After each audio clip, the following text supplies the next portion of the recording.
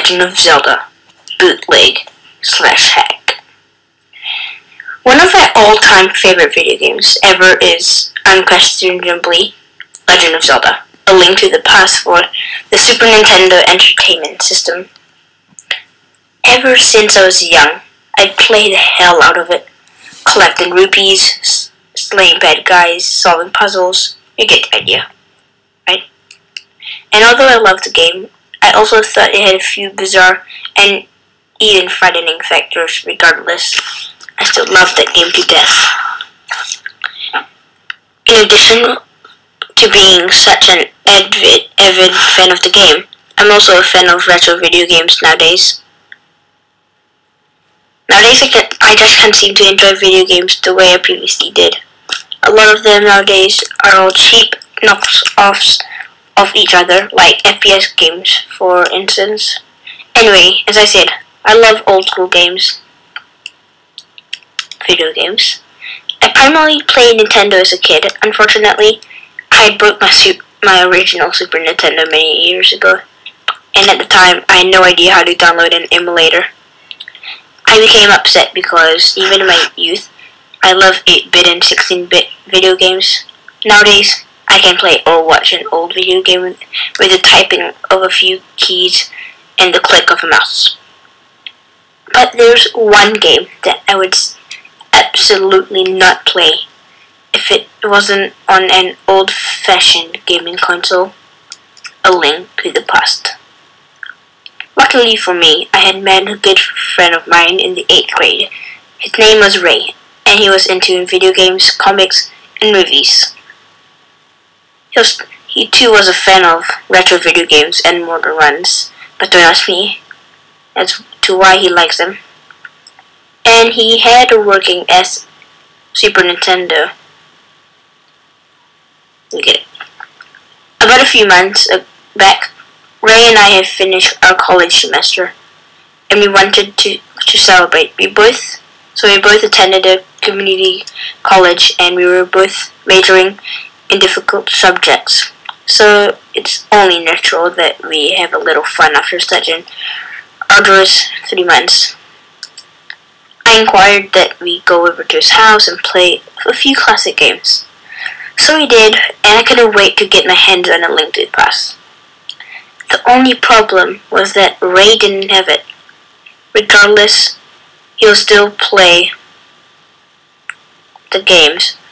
Out of all the classics, Super Mario World, Mortal Kombat, despite not having the blood we've come to know and love, Donkey Kong Countries 1, 2, and 3, Killer Instinct, Super Castlevania 4, Super Mario World 2, Yoshi's Island, and those 16-bit games.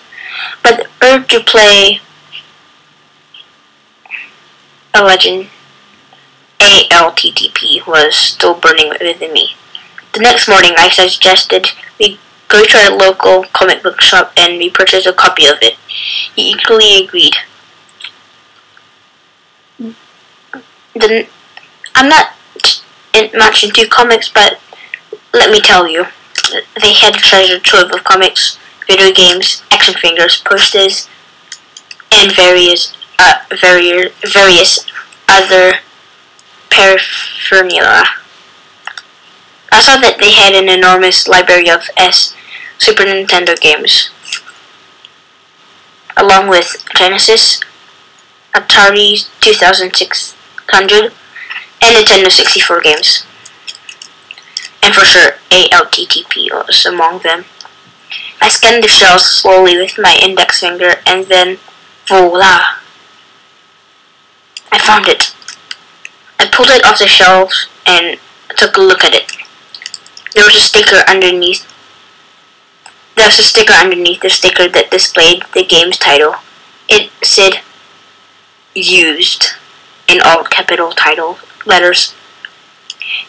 In all honesty, I hate purchasing used products, especially something as cherished as this. I tried to find another copy that didn't say anything, but to my chagrin, I couldn't. so I settled for the used copy. I wasn't going to let someone as petulant as a game being used get in the way of me having hours of fun. We both got to Ray's house, and I popped it into the SNES cartridge slot. Before we began playing, he went downstairs to go snatch us some snacks and soda. I pulled out the game out of the slot and examined the game's cartridge. It looked normal enough, no signs of damage, and was in fairly good condition. That is, when I turned it around, the text on the back of the cartridge informing the player as to how to clean the cartridge and how to properly use it was written backwards. It was still legible if it was held up in a mirror, but why would anyone do that? And then I turned it around to inspect the front. There's no official seal of Nintendo on it. And that's when I thought this game might be a bootlegged / pirated version of the game.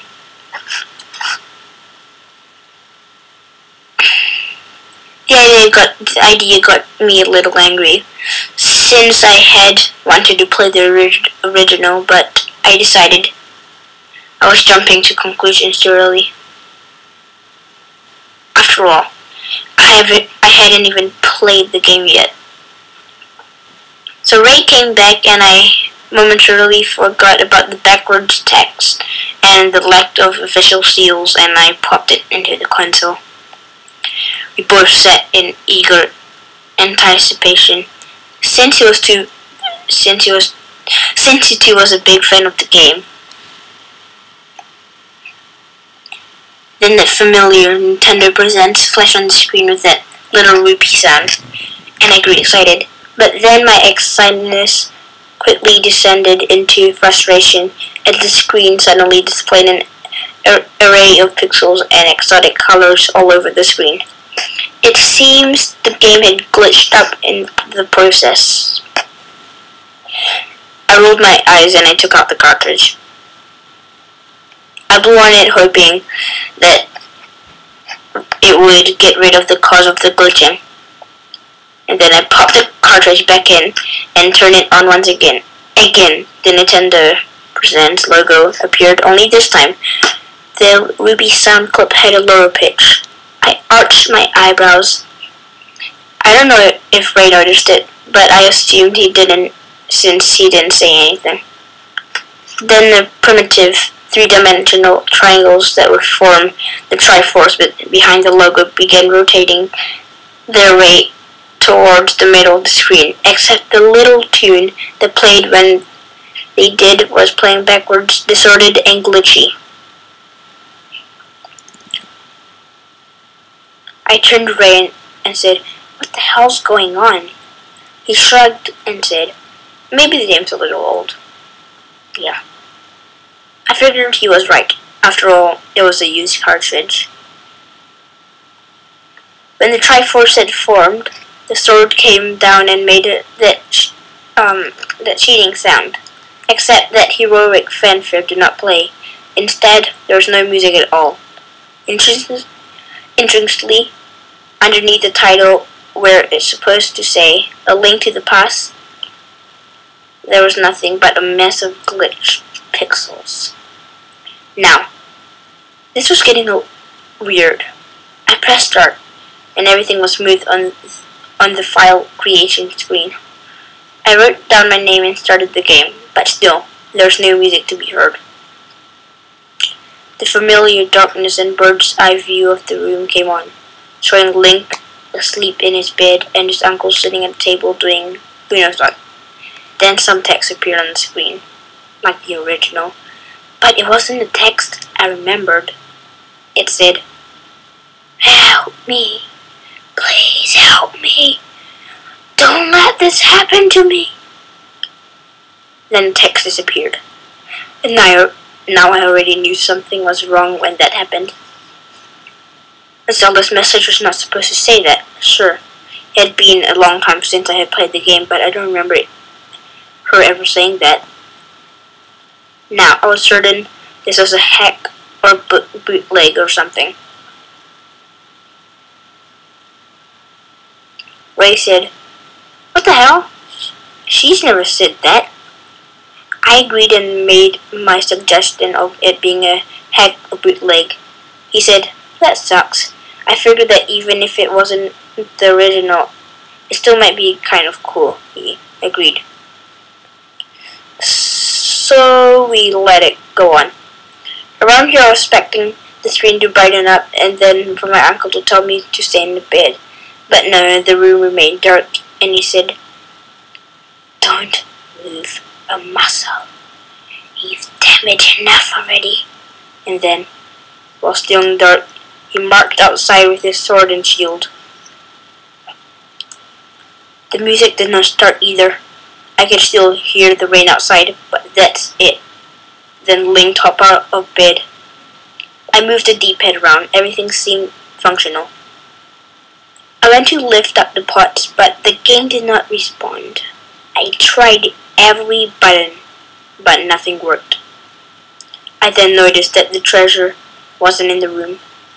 The one with the torch/lantern. This was very weird. I then decided I better leave the house. Interestingly, the house never lit up. It stayed dark throughout the duration of everything. I then walked outside, and there was that familiar rain and thunder. I walked outside and began investigating. Everything seemed normal, and I approached those guards that barricade the path when you first go exploring. I approached one of them, and all he said was, "This is a sad night." And the next line of the text was that bizarre Hallian writing that you need the Book of Medora to translate. I spoke to the other one, and he said, "There's nothing we could have done to prevent it, but you could have." And that was all he said. I said to Ray, "Man, what the hell is going on here?" "No idea. Pretty crappy bootleg so far."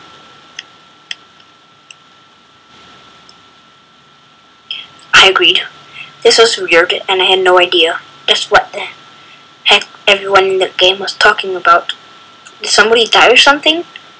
I decided to go north to fall into the hole where you obtain your sword and shield from your uncle. I went up there and suddenly the screen became very glitchy. Trees were out of place and some trees and water from the dark world seemed to be crossed with the light world and stuff.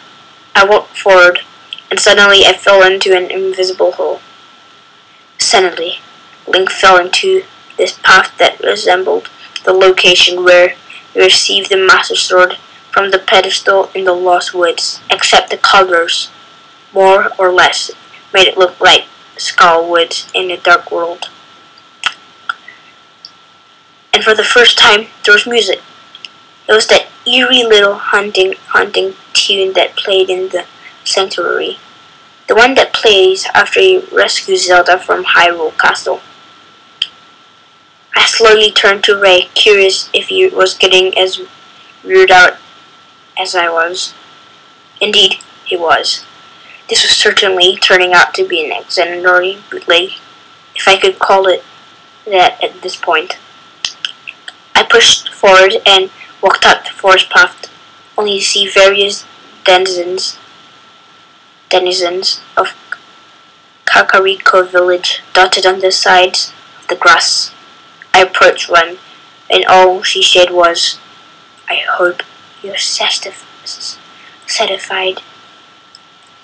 I then approached another Kakariko villager. He said, "You'll get what you deserve." What the hell's going on here? It sounded as they were all angry at me. I then saw a villager who looked like a child. I walked up to him and he said, "You meanie! You'll pay for this, one way or another." Finally, there was one last guy standing up on the upper right-hand corner of the screen. I approached him and he said, "We'll be better off without you, Angry Actor. Just to be sure they didn't say anything else, I went back and spoke to everyone there. Nope, they all uttered the same melancholy lines. Who would do all of this? It didn't make any sense.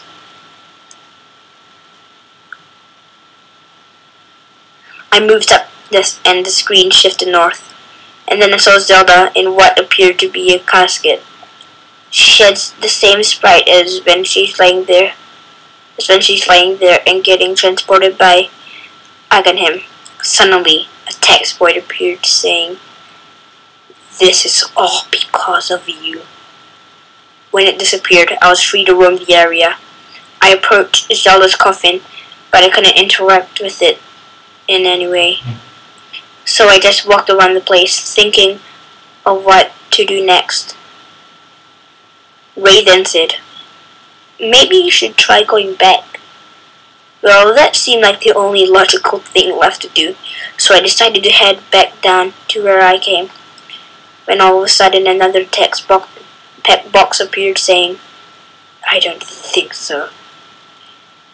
And Link turned around himself without me pressing anything, as if this game made him too.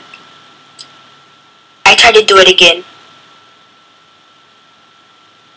but the same thing occurred. Just then, the music stopped abruptly, and suddenly the screen began shaking, and Zelda's casket fell inside a hole that was formed from the earthquake. When it did, some scary music played.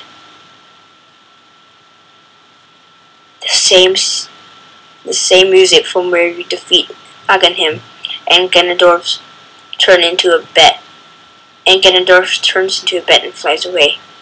Suddenly, there was a large crater there. Not knowing what to do, I jumped inside of it. Next thing I knew, I was in this area with two narrow parallel walls on both sides of me that were a grey/black color. Also, there was shallow red water on the ground that was colored like that. I presume to resemble blood. I walked up the hall and came to a dead end. The only thing left was a telepathic tile that was on the wall in front of me, and on the sides there were some doors, but they were sealed shut.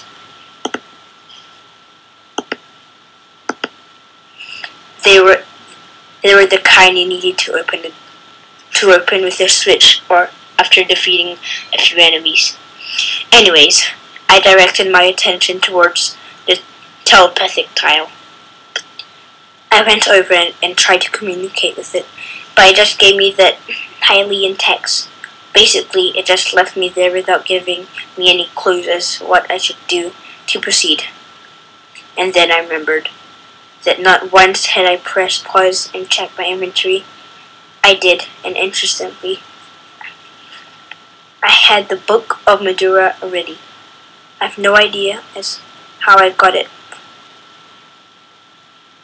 Perhaps the hacker or programmer already given it to me at the start of the game.